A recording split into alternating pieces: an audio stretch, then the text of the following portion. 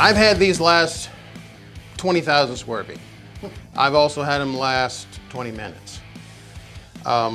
So when we set this on the floor, that carbide is flat. This base keeps this from digging in. If I put this on the floor right now at about a 20-degree angle, it would just dive in and go right into the concrete. Now, it's not going to do that always because it's going to dull that edge. So whenever we first start, these first few passes, we need to keep this as flat as we can. If it starts coming up on top, you tilt it just a little bit at a time until it rides on the concrete but not goes into it. Now, as we drive this and use this tool, it's going to get that bevel on the bottom from wear. And the more that wears, the more you're going to tilt it up. The more you tilt it up, now we're not lifting the tile off, we're bulldozing it off or pushing it off. So the machine will try to come up and hit it, and then the machine will come up like this, and then it'll hop up on top and it bounces it. And it's hard on your kidneys. Yeah. So on what you guys are doing, this will do all this job. But whenever we're doing really, really tough stuff, I've seen guys just beat the machines up because they're got it up like this and they're ramming it and it's bouncing and they're just beating the machine up, and they wonder, why is the radiator got a hole in it? Because it's just jerking around. Why is the propane tank mounts breaking? Because they're bouncing around.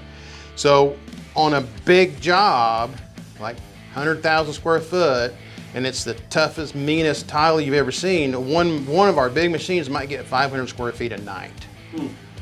So we have 10 of these across the front of the machine, you know, just sitting in there ready to rock and roll. You run it for 20 minutes until the machine starts to have to really struggle, and you beat the operator up, beat the machine up, you take it off, you put it on, you put that one right there. When you run out of those 10, you know, if you have 12 teeth and they run 30 minutes apiece, that's 6 hours of run time. And whenever you get done, you go take a bench grinder that has a green wheel on it. It's a silicon carbide wheel for grinding carbide. And if it's only back here, if you run it 20 minutes, I can resharpen it in 2. If you run it all night, it's going to take me a half an hour to resharpen it. And these are about $100 a piece. And I have guys that'll order one at a time. I have other guys that order 50 at a time. Those are the guys that are making the money because they're smart. They don't beat their machine up. The other thing on ceramic tile, speed doesn't matter.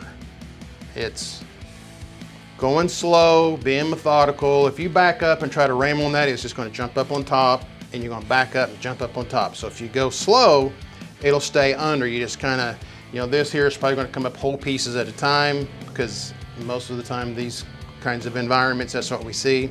It's going to make me a liar out of it today. But so what we're going to find here is we're going to drive in there. We're going to see what it looks like. We're going to try really hard not to destroy the wheels. I'm going to try to go all the way across the room first, so that you can come at it from outside and have a place to get into it, so you can work your way around. But we have to make a trail all the way across this floor, and then from there on, I want to try hard to keep the wheels off the debris. Okay. Even if you're just got a guy with one of those real good strong brooms and he just pushes the stuff 3 feet to the side, 3 feet to the side.